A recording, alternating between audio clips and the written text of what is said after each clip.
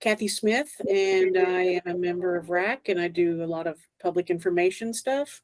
I'm the annoying person that sends things out on Facebook. So I just would like to welcome everybody here, and I'd like to turn it over to Jeremy, who will be introducing our guest. Okay, thanks, Kathy. Everyone can hear me, right? Great. Okay. Okay, I should be all right. So I would like to reiterate Kathy's welcome to all of you. Thank you all for coming today, making time this afternoon to hopefully have a fruitful discussion about a particularly important, increasingly, sadly, important topic in our profession. Our conversation facilitator today is Murray Cusick. Megan is the Deputy Director for State Advocacy in ALA's Public Policy Advocacy Office, where she leads state and local advocacy efforts for ALA. She worked closely with our ALA offices, including the Office for Intellectual Freedom, ALA state chapters, and individual advocates, monitoring legislation and supporting state priorities with strategic guidance, resources, and training. Prior to joining ALA, Megan was a high school librarian in Chicago Public Schools and at the Cook County Juvenile Detention Center. She's a co-founder of the Chicago Teacher Union Librarians Committee. So it's a good, powerful resume right there. So with that, Megan, I want to thank you on behalf of all of us for coming today and making time for us. And I will turn the direction of the conversation over to you. Thanks so much, Jeremy, and hello, everyone. I am going to start with a disclaimer, and that is that Google Meet is not my typical platform. So I am going to attempt to share my screen, and if I somehow fail to do that, please let me know.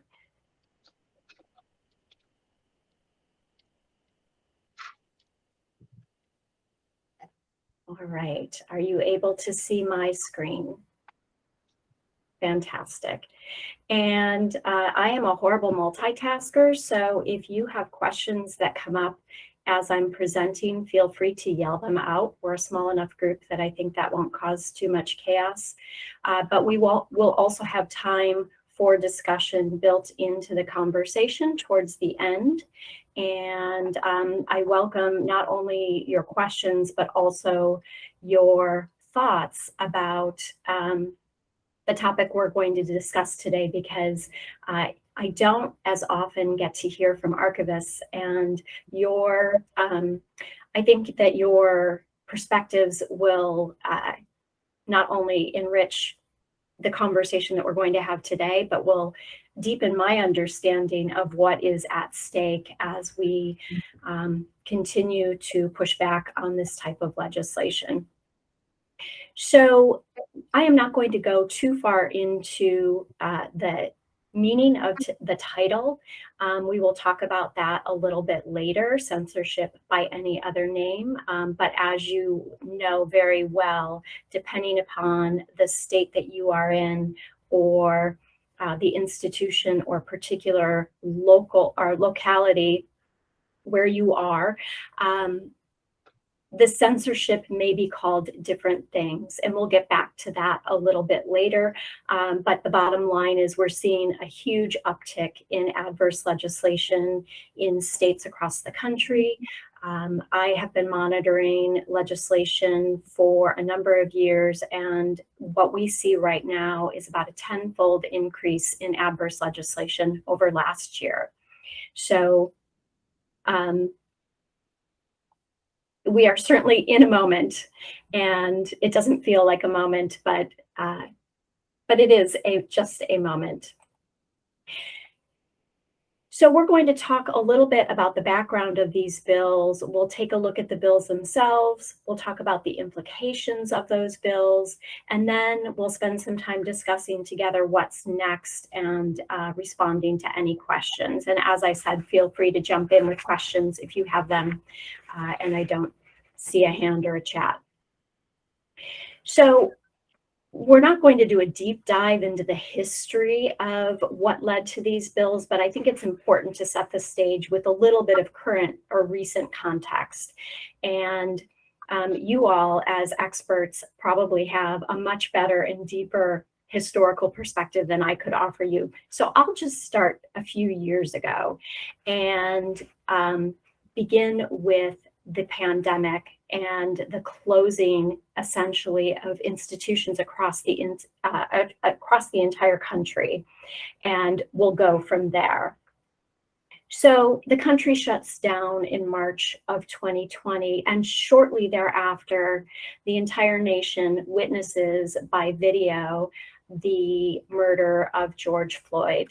And stemming from that and from a few other incidents around that time, there are protests across the country, and institutions begin to grapple very publicly with how to confront racism, how to do better, how to have conversations, and how to move forward as institutions and to move us forward as a nation.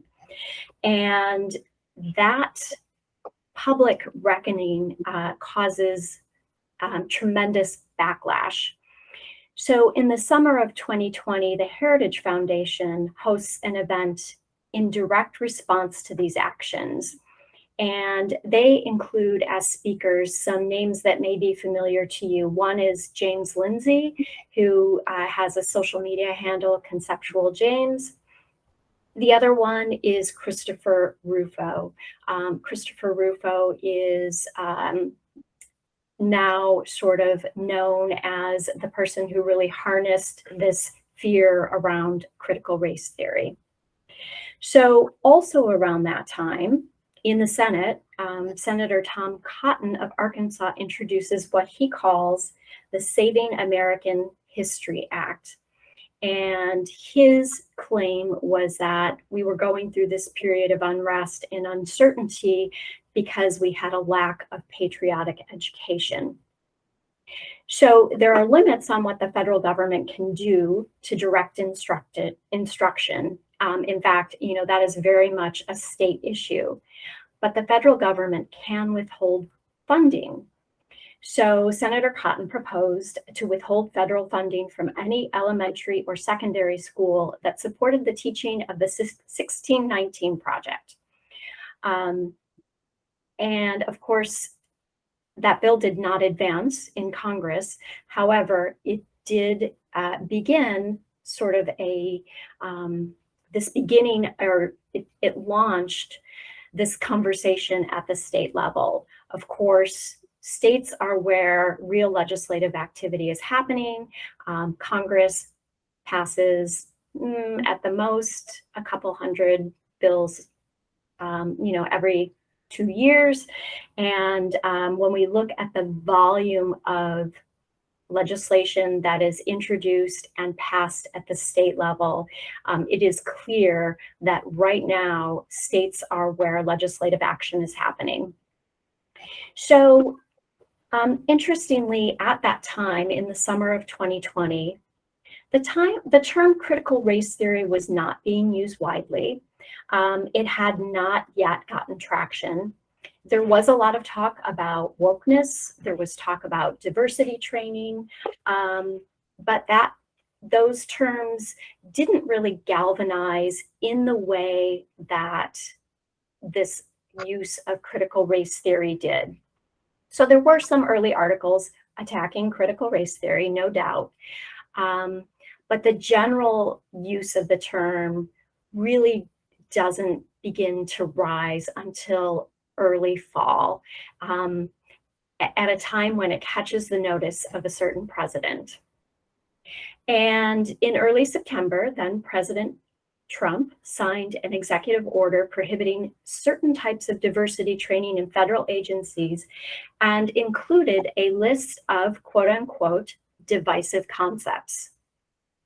2 weeks later, the White House announced the formation of the 1776 Commission to study and make recommendations on patriotic education in schools.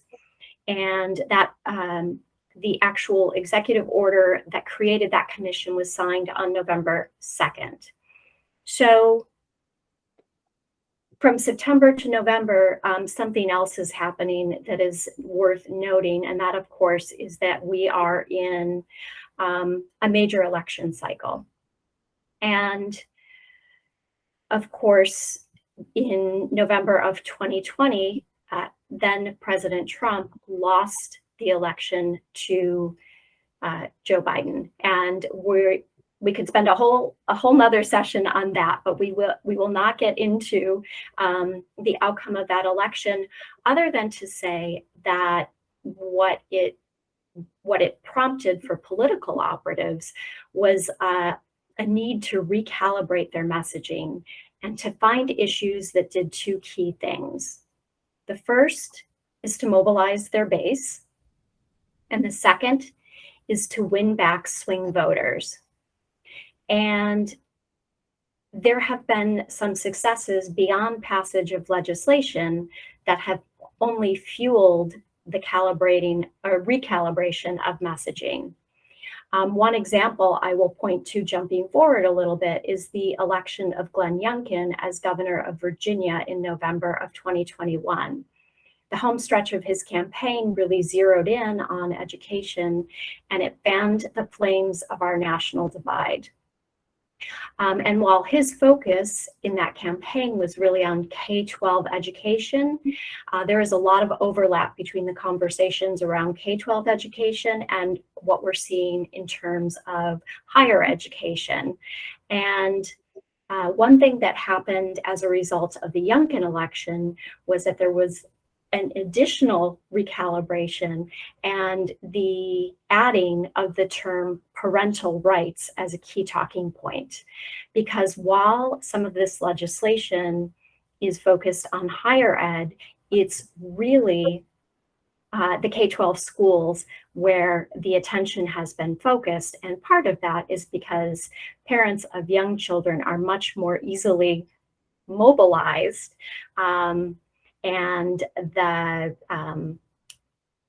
what they hold as impacting their voting patterns is much more easily manipulated around issues of education. So while that doesn't impact archives or research centers and academic institutions directly, it does fit into a larger suite of messages.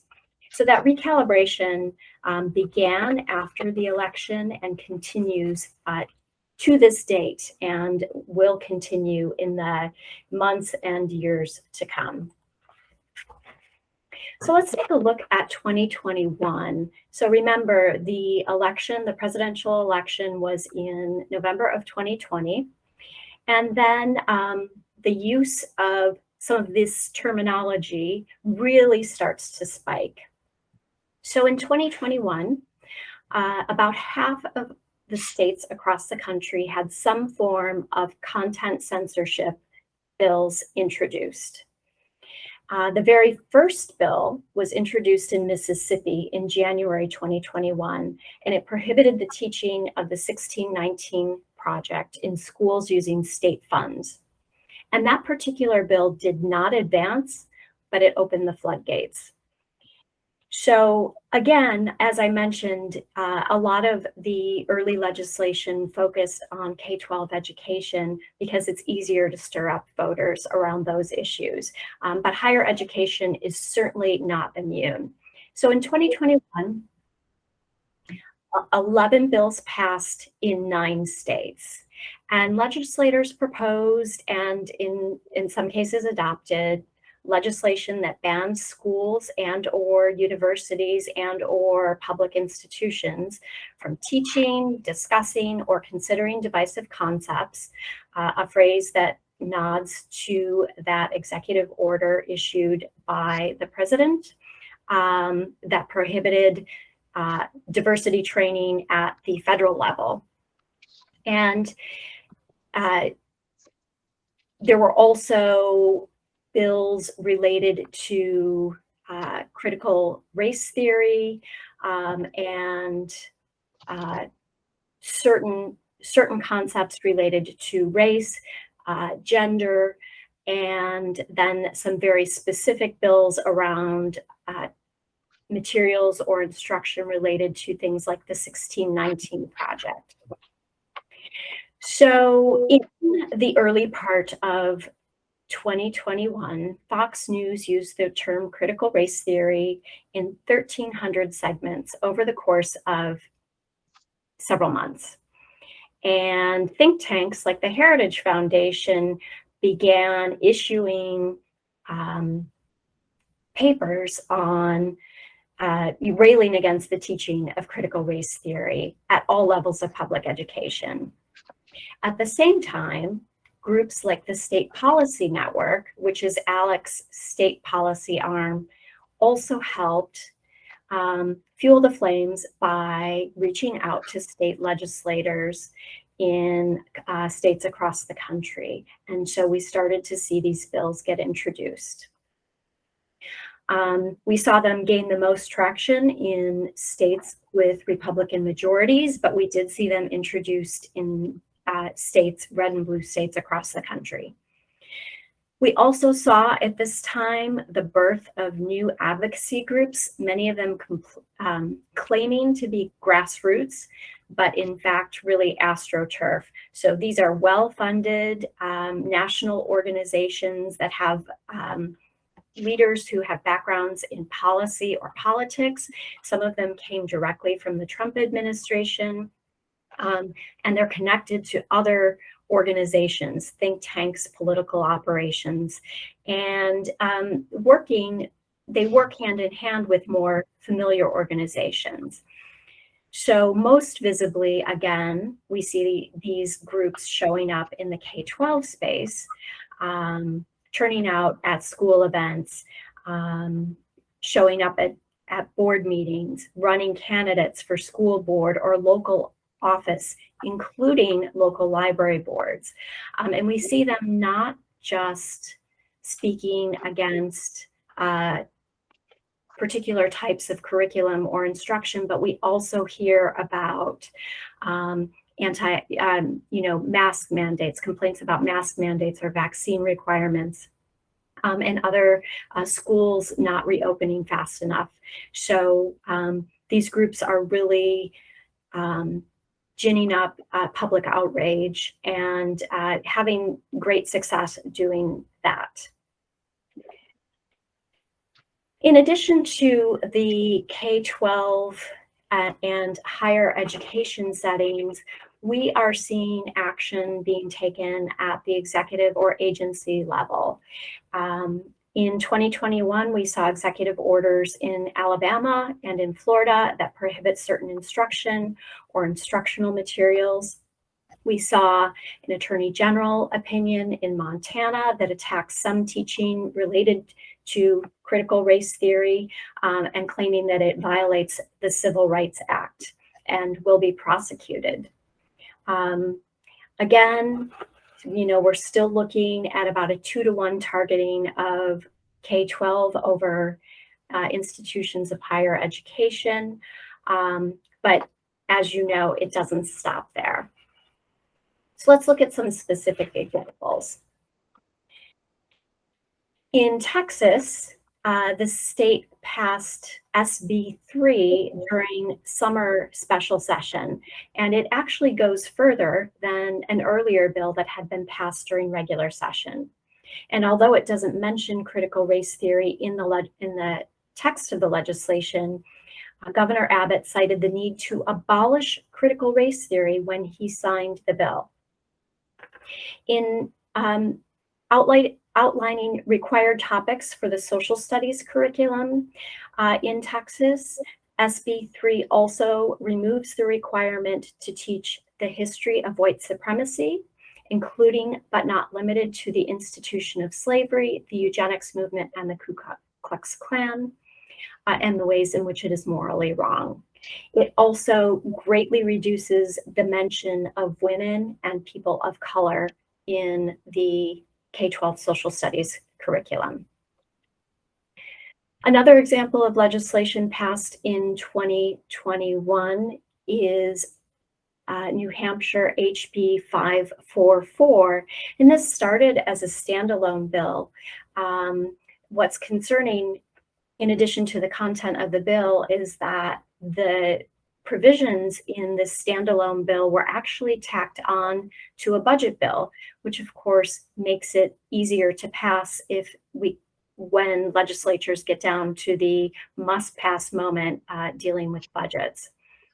So the provisions of HB 544 were moved over to a budget bill, and those provisions prohibit public employers or contractors or government programs or schools from teaching, advocating, instructing, or training any employee, student, service recipient, contractor, staff member, inmate, or any other individual group in certain contexts.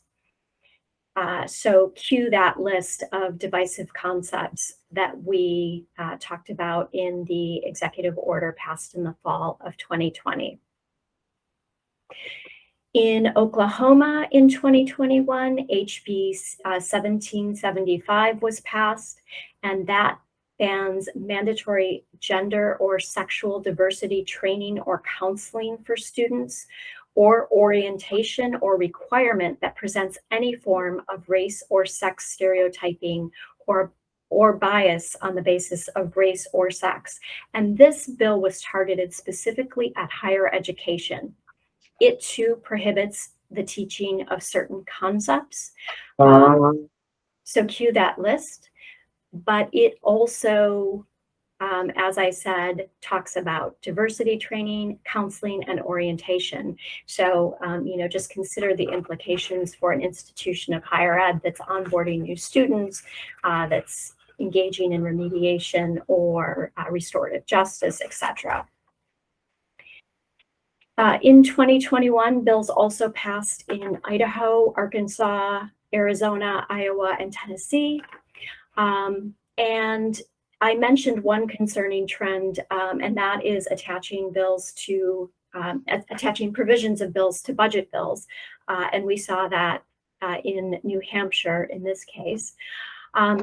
Another concerning trend is provisions that include a private right of action. And that means the right of an individual to sue an instructor or public employee who is believed to be in violation or alleged to be in violation of this law. So someone can file suit and seek damages in the case of the New Hampshire bill. And that idea, that private right of action, is gaining traction in state legislation in general. And another place that you see that is in the Texas abortion bill. And that type of provision, that private right of action, really incentivizes a gotcha atmosphere. And in fact, in New Hampshire, in the fall, one of the AstroTurf groups that I had referred to issued a $500 bounty on anybody who turned in a teacher for violating the law as it had been recently passed. So somebody, teaching essentially divisive concepts. We certainly don't want to encourage legislation that incentivizes that gotcha atmosphere. So lawsuits have been filed in New Hampshire and in Oklahoma, and in both cases, the lawsuits were filed by the teachers' unions and the ACLU jointly in coalition with a couple of state-level organizations. And in New Hampshire, the claim in the lawsuit is that the law is so vague that it is impossible to comply, and that there's a great risk of penalty for noncompliance. So, there's really, it puts teachers in an impossible situation. In Oklahoma, the lawsuit is a little bit different, and it argues that the law interferes with students and teachers' First Amendment rights. So two different lawsuits, and we're keeping an eye on those. We'll see what happens. As we As we wait for the outcomes of those lawsuits, however, legislation is going full steam ahead. It has not yet deterred states from pursuing that type of legislation.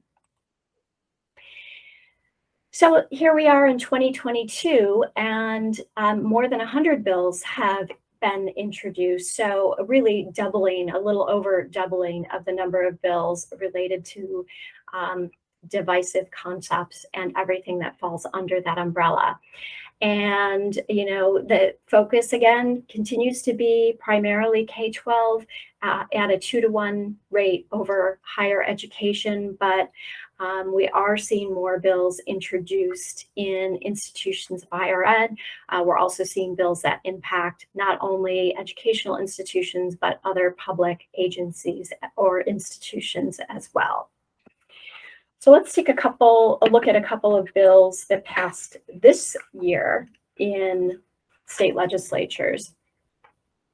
The first one is Mississippi SB 2113, and you may have guessed, Mississippi files its bills early and is sort of right out of the gate in January, seeing pretty heavy activity in the legislature. So Mississippi SB 2113 bars public schools and colleges from compelling students to affirm or adopt certain ideas related to race, sex, or other characteristics, and not make a distinction or classification of students based on account of race.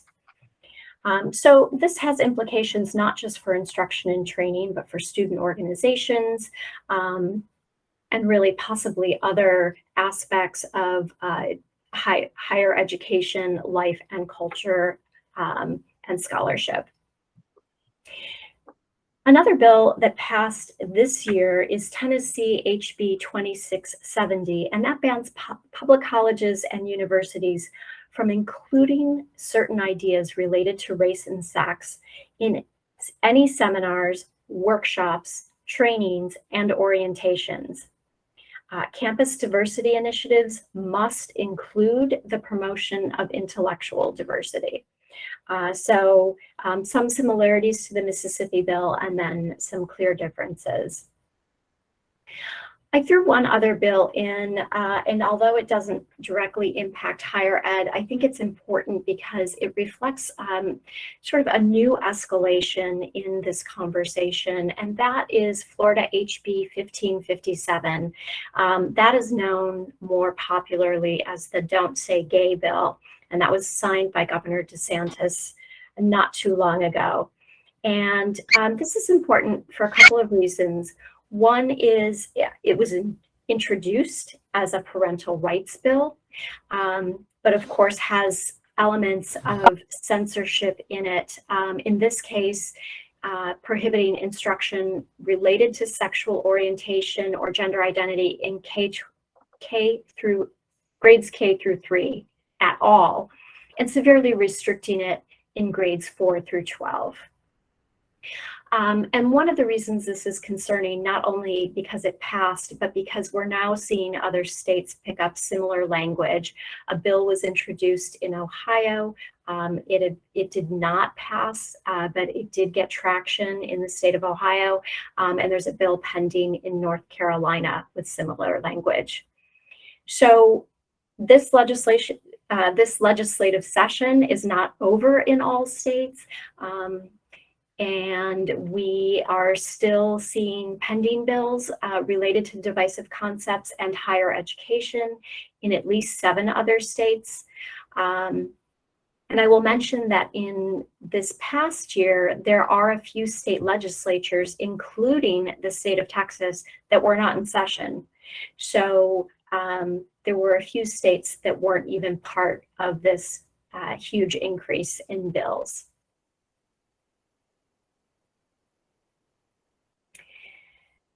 So here's where I'd like to talk a minute and then really engage you around the implications for archives and for special collections, for academic institutions, for historical associations, etc. You are really the experts. So I'll just throw some things out there and then would love to hear your feedback. What are the potential impacts for your institutions? And equally important, what are the implications for archivists and librarians and for the communities they serve? We could spend a lot of time speculating on the purpose of this legislation. I had mentioned, of course, that this is part of a political calculation, and it certainly is. But what else? Is it intended to undermine public education or public institutions in general? Is it to diminish the authority of the protectors of knowledge, of the experts who curate and provide these resources? Is it to further confuse what is true and what is factual? If you want to get really cynical, is it just to blow things up and cause chaos? And I would argue that it's perhaps a little bit of all of these, and that not everyone is motivated exactly by the same end goal. But in the short term, one thing is clear, and that is that one of the points of this is fear. And fear is incredibly effective. It's an incredibly effective tool. And this type of legislation has been extremely effective in instilling fear in educators and in librarians across the country. And we're hearing that in state after state. People are afraid. And one of the things that causes fear is the uncertainty, not only the uncertainty about what comes next, but about what these bills actually prohibit. And sometimes they are intentionally vague in their wording. And we saw that with Texas SB 3. There's a great deal of uncertainty about what is okay. And many educators have sought guidance from statewide agencies in what is allowable. And I think that the answers have been largely unsatisfactory. There are, in both K-12 and academia, we are really threatened with going back to a sanitized version of history, reflecting a huge loss of scholarship, a huge loss of understanding, a huge loss of opportunity for learning, as well as the loss of individual voices in each of those areas. Those voices being everyday people, as well as leaders in civil rights, women's rights, LGBTQ rights, as well as historical figures across the country who just happened to do something or to counter the dominant voice at a moment in history. There's no question that this is going to instill fear, and that the chilling effect is real, and that will have an impact on instruction. It's also going to impact research for fear of ideas being condemned, or for fear of loss of funding, or for fear that somebody is going to run afoul of a new law. So projects may not be able to move forward, or people will be afraid to move them forward. Some researchers may have limited access to resources needed to pursue their topics, or there may be a limiting of resources that are studied, and perspectives and experiences considered may be narrowed. So it's a real threat to research, I would argue. Similarly with materials, what is going to be deemed valuable, what is going to be deemed legitimate scholarship, what is worth preserving, what is worth curating, what is worth showing, sharing, retelling, etc. and how does that impact decisions about materials that are already in your collections, but also what materials are acquired and who they are acquired from. Funding is always a lever in these conversations, particularly in educational institutions, but in public institutions as well, of all sorts. Threats of funding cuts have been built into some of this legislation. There's also a possibility of loss of grant funding or opportunities to secure grant funding, not only public funding, but private grant funding as well as funding from private sources. So, those are, I think, some of our main areas of concern, but I'd really love to hear from some of you about what you see as potential implications for your work.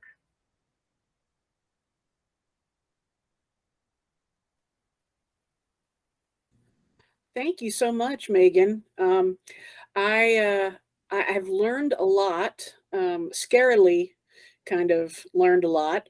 And one of the things that I particularly was struck with was I like the word use that they used in one of the articles that you suggested we read, was that they're really gag orders of how we can and cannot deal and allow researchers and folks seeking that information to come to us.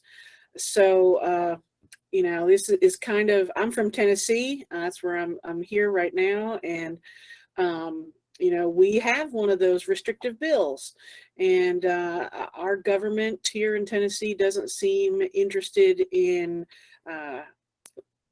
stopping this wave of restrictions. So I would encourage everybody to, if you haven't read those two articles, to read them, and then I'm going to open it up here for folks who want to talk a little bit. Thanks. Thank you so much, Megan. And I actually do have a little more to share, but if we can focus for a moment just on implications, we'll get to a more broad discussion in just a moment. And I want to echo Kathy's recommendation. The PEN America research on what they call educational gag orders is really extensive, and I'll talk about them in a few minutes as well. But any other thoughts on the implications of this type of legislation for the work that you're doing? I'll just share really quickly. I was thinking about, so I'm in Georgia, and Georgia just passed and had signed into law one of these pieces of legislation this year, and it essentially models the Trump executive order with, talking about that employees really can't be, they either cannot seek, or if that kind of training is happening in the workplace, it should not be happening. And it really brings to the fore for me that here in Georgia, so I'm a member of the Society of Georgia Archivists, and this was just last year. So just last year, as part of our annual meeting, we offered one of our pre-conference workshops was a training on critical race theory for archivists. And I think about the fact that we have tons of archivists here in the state of Georgia that are associated with state institutions specifically. So I think of them first and foremost as a concern that if this had been something that had become a law at the time that we were offering that workshop, I don't know what the implications could have been, but there could have been actually legitimate implications and possible concerns for those employees, especially if the institution themselves probably wouldn't be able to offer to pay for them to go to that training. So if the employee wanted to seek it independently, would they have to pay out of pocket? And even then, they're still a state employee. And just all of these thoughts about, as you noted, it goes back to the fear, the uncertainty around what these bills could actually prohibit and what the actual penalty could be, because the Georgia law, along with many of these other states, is, I need to read back through it, but from the reading, but very vague. It talks about the complaint process and these waivers that schools can get, but doesn't really seem to easily spell out like, we're going to take money away from you or things like that. And so again, it's this very kind of abstract environment that then these educators and librarians and archivists would have to operate within. And it would be like walking on eggshells to know what kind of decisions you can make for yourself in your day-to-day tasks. So my thoughts. I absolutely agree. And I think the vagueness is part of the point, right? It is much easier to sort of spin a narrative when the facts are hard to pin down. Anybody else before we move on? Hi, Megan. This is Steve Murray. Thank you for your excellent presentation. I think I would suggest adding to the list outreach to educational audiences and thinking of K-12 in particular, in addition to kind of prohibitions on direct instruction. But many repositories have crafted curated collections and the digitization of primary sources to serve specific audiences like K-12. And there's, I think, a very real risk that that investment is threatened, and by way of the closing off of those connections to classrooms, and certainly, as you were suggesting, the instilling of fear in the minds of educators who are going to be very hesitant to reach out and deploy primary sources in the classroom when there's so much uncertainty surrounding their liability for violating an ill-defined boundary. That's a great point. Thank you for adding that. And I see a hand from Brian, and we'll, Brian, after you, we'll go back to the wrap up of the conversation. Yeah, and I was going to bring up, and we saw it with our colleagues here in the Midwest, and I'm in Michigan, and in the Midwest Archives Conference in Missouri, going to Steve's point about outreach, we saw censorship of an exhibit that was put up because a legislator or a legislative staffer thought that the theme, which was the rise of LGBTQ awareness in Kansas City, Missouri, that theme was offensive in its place of prominence in the exhibit. The exhibit was traveling to the state capitol building, I believe. And so they relocated the exhibit to the State Board of Ed building. And so this isn't a de jure law. This is de facto a legislative staffer, but we could see things where exhibits that could have previously held a place of prominence, you know, a story about Japanese internment could be considered divisive, and therefore now, you know, in Little Rock, Arkansas, they're afraid to put up their exhibit about Japanese internment in Arkansas in a place of prominence because school kids could come through, and therefore, and these exhibits are being created by archivists and archives. So just something else to add to that outreach thing is the place of exhibitions, and that we'll start self-censoring our exhibitions to make sure that we can cater to a certain audience.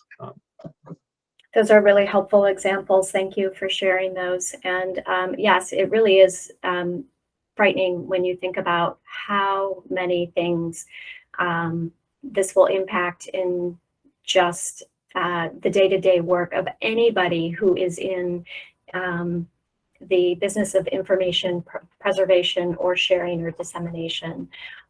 So I am going to add to my list, thanks to all of you. And as I said, we'll move on so that we have a couple minutes to discuss at the end as well. So when we opened, I said I wasn't going to focus too much on the title, but I do want to return to that issue. And that is because you hear these types of bills called a number of things.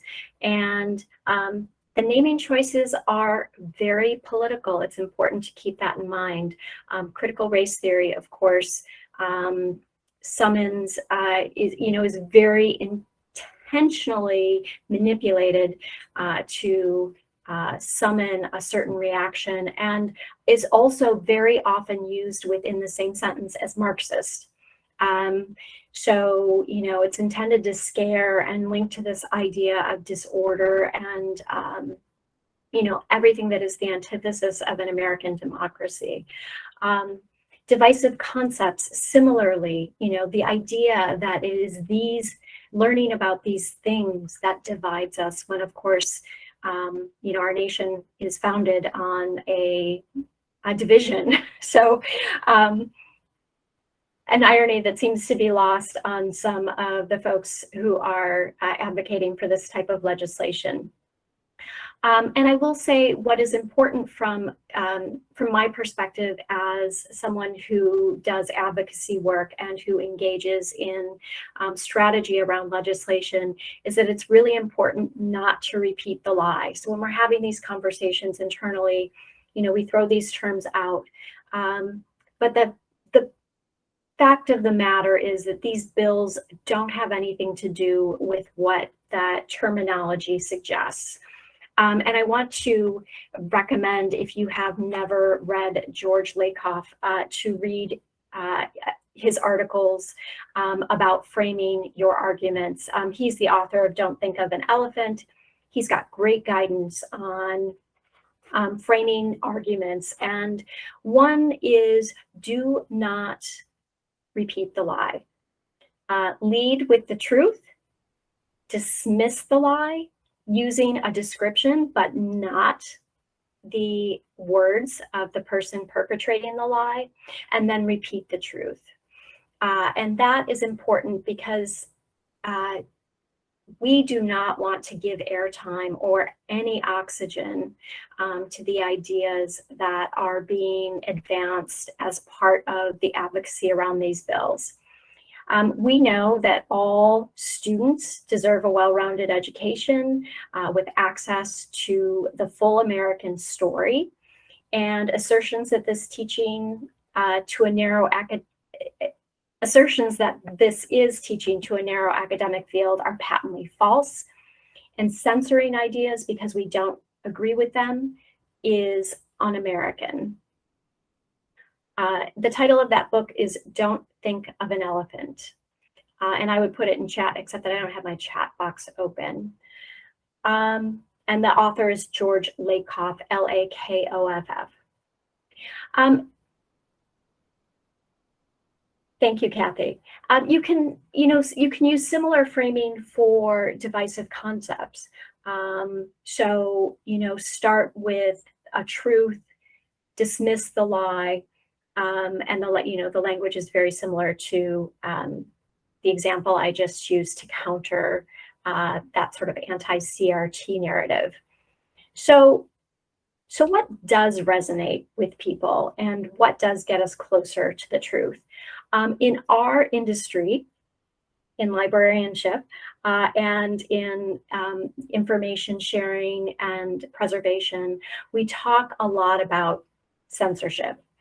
And censorship is sort of the term we use professionally and within the library ecosystem and the broader library ecosystem.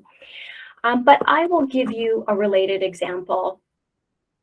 You might be aware that recently the American Library Association launched a campaign called Unite Against Book Bans. And the purpose of the campaign is to empower individuals to take action locally in response to book challenges, but also to counter this legislation that is happening at the state level. And, there's a sort of a package of different types of legislation. This content censorship is one of them. And the general public, for the most part, does not talk about censorship. They talk in the context of these conversations about banning books and banning ideas.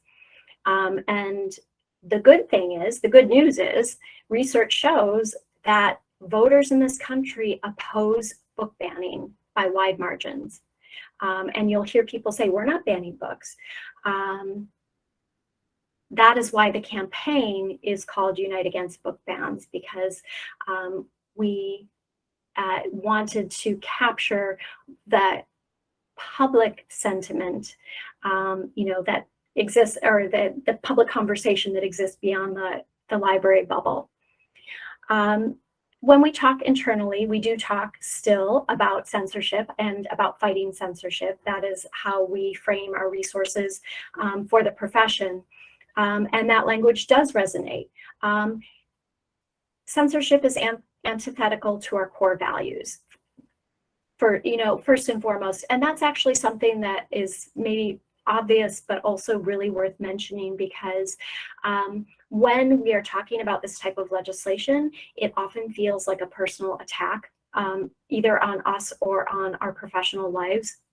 The fact of the matter is, we can oppose this legislation not because it's a personal attack, but because it is antithetical to the core values of our profession.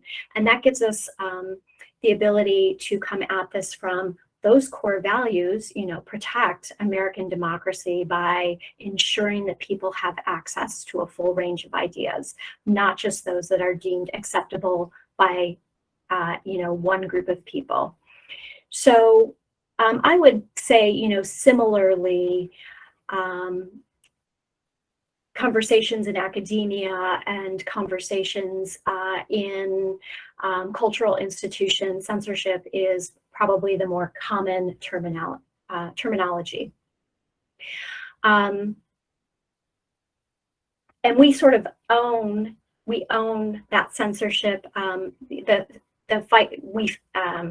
the role of fighting censorship, the role of standing up against book bans, right? That's something that ALA has been doing work in for a long time, that librarians and archivists, of course, have been central in fighting, as a matter of professional practice. We also work in coalition on a lot of issues, on those broader issues. So a lot of these bills are not only about what will impact a library or what will impact an archive, but they are about education more broadly, or public institutions more broadly, cultural institutions. And it's really important, therefore, to work in coalitions. And we are a part of a number of coalitions, including a few with PEN America. And that article I shared, I think they do a great job in both sort of describing and talking about the educational gag orders, their term. And it is a really good word choice because it resonates with the public and it resonates with the media. I'm not sure it captures in its entirety, like what the implications of these bills are. And I am still sort of searching for that. But the bottom line is, it is effective in terms of how the public views this conversation. And also, it highlights how framing this conversation matters. The words we use when we engage with members of the public, with elected officials, even with administrators within our own institutions, that framing really matters.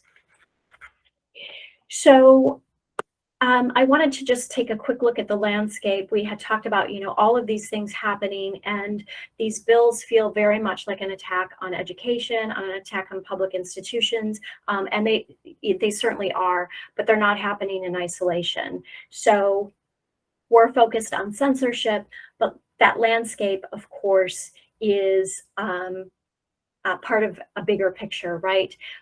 There have been attacks on healthcare, health institutions, public health for sure.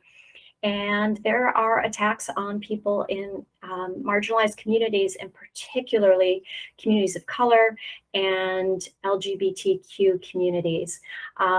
This adverse legislation and public discourse that we're focused on is part of that bigger picture. And it is, throwing us into this fraught moment, which presents tremendous challenges because there are a lot of people who feel under attack. But there are also some opportunities that we need to consider. And one of them is that we have a lot of allies, both natural and perhaps some that we haven't considered. So what's next? I think it's safe to say there will see the introduction of more bills. We'll see a few more bills passed during the 2022 session. We're going to see that litigation unfold. I don't think at the moment the litigation is going to cause a let up in the bills. I do think depending upon how that litigation goes, certainly we'll see some revisiting of those bills. I want to share the story about the lawsuit against the Mexican American Studies ban in Arizona as an example, though. That law was passed in 2010. A federal lawsuit was filed. It was not resolved until 2017. So litigation moves very slowly, and that's important to keep in mind because that does mean that it's very likely we'll see a series of legislative sessions in the next couple of years where these bills continue. We have challenges, as I mentioned, but also opportunities to really shift this conversation. What is it going to take to shift? One, I think, is just awareness, being apprised of what is happening, both within the profession, but also within your community and within your state. Engagement with people across the profession, stepping out of silos and being sure that you are talking, across the entire ecosystem. Also advocacy within your institutions, but also beyond. State associations are really important for this as they generally set the state legislative agenda. The associations also, I think, are starting to work more closely together, which I think is a great sign.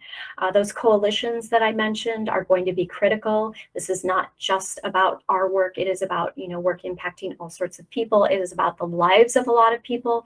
So those coalitions are going to be critical. And the last thing I will say is that this is a long game. I call this a moment. It is when we look back and, when someone looks back in a couple of 100 years, this will seem like a moment in history.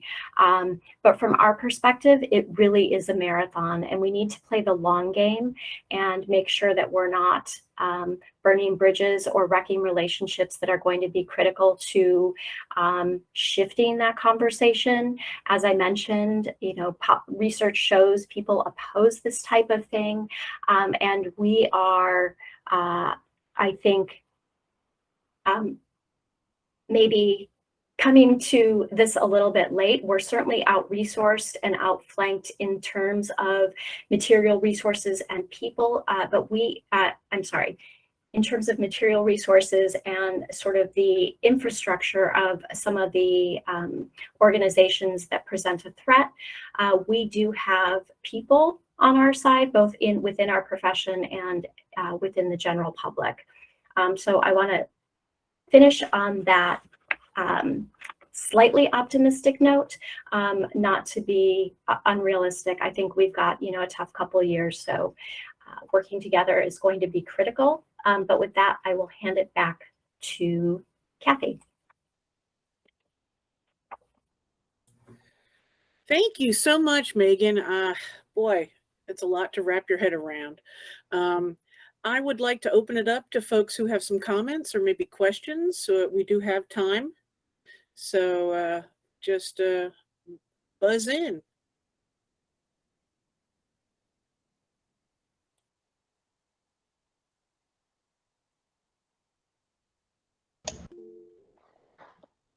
Hi, this is Steve again. I just thank you again, Megan, and I dropped into the chat an underscore of what you said about the importance of talking across the ecosystem. I think that's just so vital, and I appreciate RAAC pulling this community together.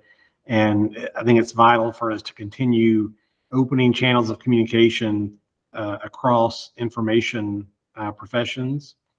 This is a conversation that's really on the minds of people in the public history world and museums, where I also work.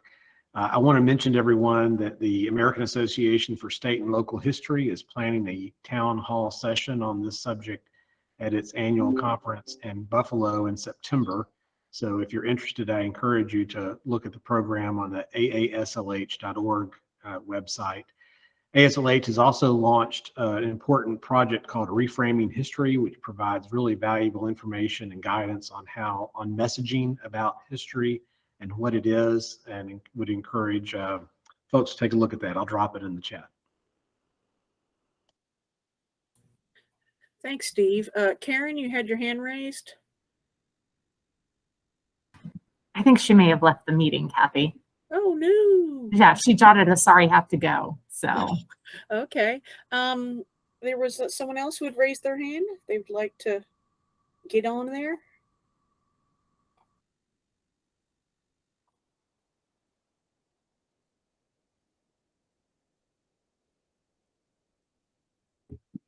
Steve, thank you for sharing that resource.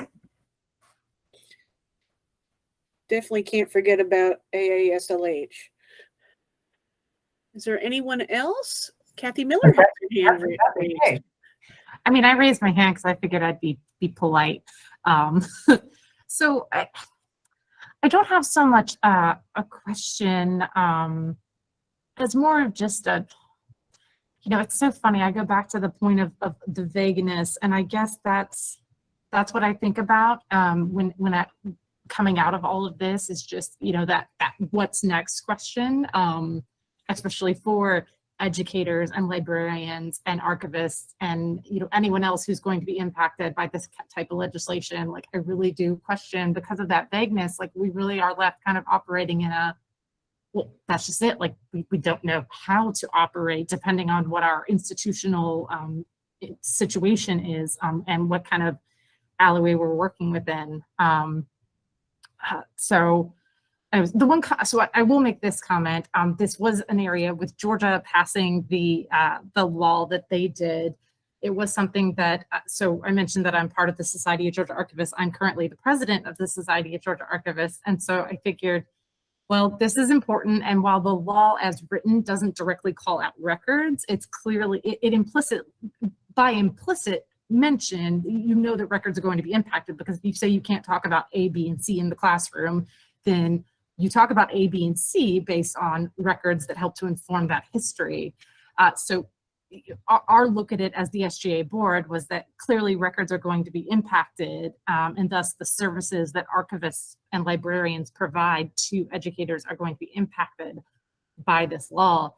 So we did come out with a statement that we published to our website and sent out to the listserv, and it's gone out to other various professional organizations, at least here in Georgia. There hasn't been super wide distribution, but that was at least our one effort of at least taking the stand, right? But like, I still come back to, I'm very concerned with how we will know how to operate, and I think maybe that's the answer, right? Is we won't know how to operate. So I'm just going to leave those trailing thoughts out there and hit mute.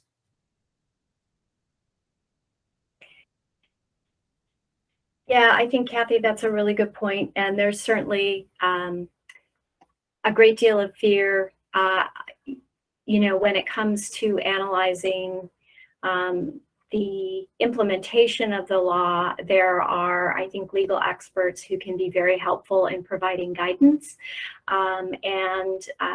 We have certainly on some individual laws turned to that expertise. But with vagueness being the point, I think even the legal experts are somewhat limited into how much guidance they can provide, because the content of the legislation just invites a lot of uncertainty and a lot of questions. So I share that concern across all fronts, and part of it is then it can also be manipulated by folks who have a certain agenda. I wanted to comment, somebody mentioned the America 250 commemoration, and I'm so glad you did. We just had a meeting with the America 250 folks a couple days ago, and I thought, it sounds like the exact sort of the way sort of the planning and goals are being stated sounds like exactly what we need. I'm not sure it's going to come fast enough, but countering some of the narrative with with the sort of true story of our nation's founding and everything that followed, I think is helpful. And those state commissions are a great idea because really it is those state level conversations where you're going to have the overlap with the folks who are either making legislation, influencing legislation, a bit able to speak with legislators, et cetera, et cetera. So great recommendation.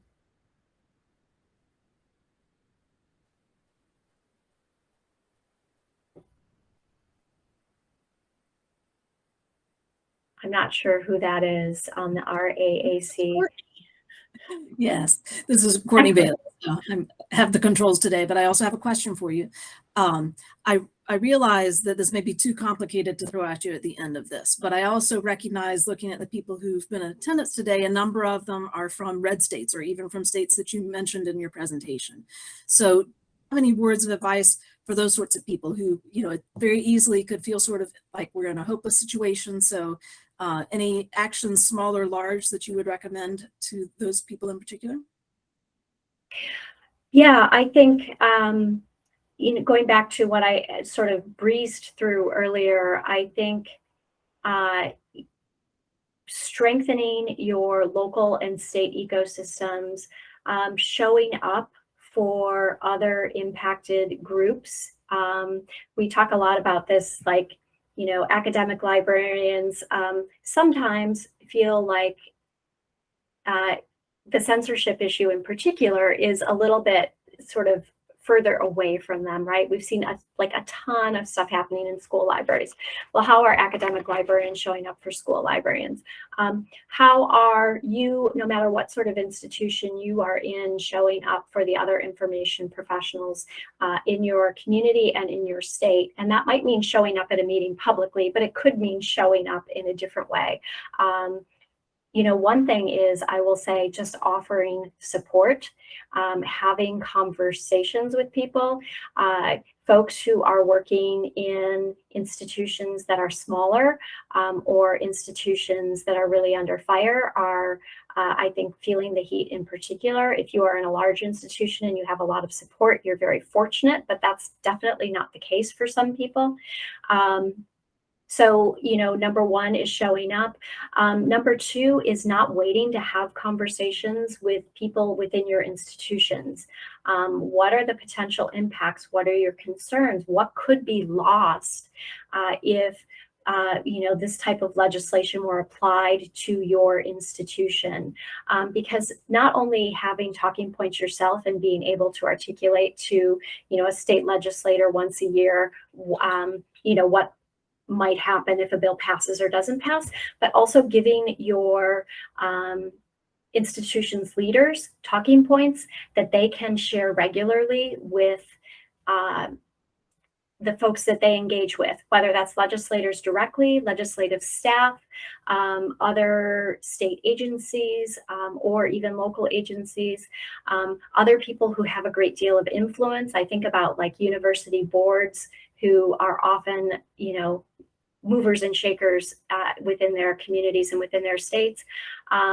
So make sure that you're having these conversations and that you're arming folks with the talking points that they need, so they don't have to speak from your voice, right? They can speak as leaders of an institution, but they can share concerns, or they can provide a specific example of something that could be jeopardized by passage of legislation that would impact your institution, whether that's funding, whether it's a really well renowned program, whether that's a course of instruction, et cetera.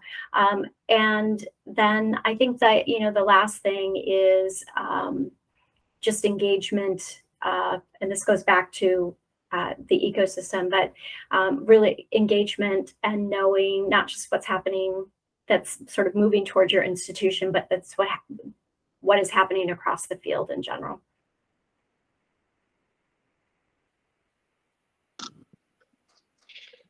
Megan, this is Margaret from the Bullock Texas State History Museum in Texas. And if I can just maybe bring us out on a positive note and encouragement based on our own experience, because I know we all need that. So you've heard what Texas has passed, and we'll go into session again starting in January. Fully expect additional bills to come to bear. And one of the most disturbing things about ours is the caveat in the legislation about not teaching things that make someone feel bad, which is probably what scares our teachers the most. But I will say, from the State Museum standpoint, where our board is literally the governor and lieutenant governor, and we're part of another state agency, that there are signs of hope. We were called to present in front of what is called the 1836 committee or commission. For those of you who aren't familiar with Texas history, 1836 was the Texas Revolution, where we declared our independence from Mexico. And we were an independent republic country for just under 10 years, I think it was, before becoming a US state. And that commission, by its name, was to look at how Texas history is taught. And so there would be meeting with lots of historical associations. Basically, I went in as part of our agency, talked about the positive effects that we've had, particularly during the pandemic, how we are artifact centered, how we use those artifacts to begin this conversation about Texas history. And at the end of the hearing, everyone on the dais, who are all appointees of the governor, said, we've heard fantastic ways in which history is presented today, and it's on public record of congratulating us for that. So I think from our viewpoint, and I really appreciated that repetition of, you do not repeat the lie, right? You start with the positive, the effect you're having, who you're reaching, what you're providing for teachers. Start with that first person narrative and go from there, and you start to see cooler heads prevail in many ways. And so I am continuing along that vein. We're continuing to be a resource to teachers. We often feel between a rock and a hard place. We know where we will plant our flag. We have to raise most of our income ourselves, but that doesn't mean that whoever is in power in our legislature wants to have some sort of say about what history is. And so we keep to that factual, artifact based, here's what we do well, here's where we need your help and support in order to do better, and enlist them that way. And it's a long road ahead. You are absolutely right. Megan, thank you for such a great briefing. But I just wanted to give you all some encouragement that we are, all of us together are such an amazing resource, and there is public support for us. It's harnessing that collectively that will probably be our biggest challenge, but we can do this. We can do this. So I'll leave it there. Thank you. That's such a great note. And I just want to underscore the importance of those stories that you had mentioned, and really humanizing the benefit of the institutions that you work in, and allowing people, when I do advocacy training, I'll say, if your lawmaker thinks of the library and thinks of a building and can't imagine a child or a veteran or somebody seeking work or an elderly person learning how to handle new digital technology, if they don't picture people, we're not being successful in the way that we're conveying our messages. And I think it's the same thing. We really need to spread the word about that impact on the communities that positive impact on the communities we serve. So thank you.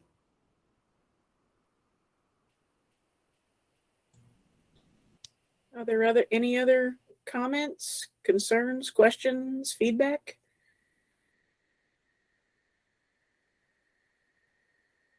All right. Well, thank you again, Megan. Yes. Kudos. And there is hope. And as long as we have hope that, that small band of, folks can get together, then we can do it.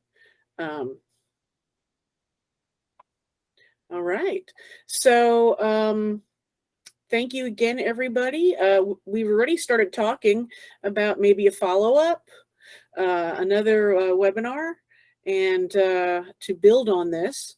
I think it's a highly impactful topic, and you know, there are so many folks out there day to day dealing with this. Thank you, everybody. Have a great afternoon. And Well, thank And Thank Kathy, you. I want to thank you and Jeremy for your leadership and Megan for your presentation. And I hope this will not be the last time that the rest of you are involved with RAAC. So I put up a couple of short-term ways you can, in addition to the annual meeting I mentioned or I showed at the beginning. If you want to spotlight your organization, reach out to us at our Gmail account, and we'd be happy to share the great things you're doing. And we're always looking for more people who want to be involved with the steering committee. So once again, reach out to us if you're interested in some relatively light leadership opportunities. Thank you, Courtney. Well, everybody have a great afternoon. I appreciate you all. Goodbye.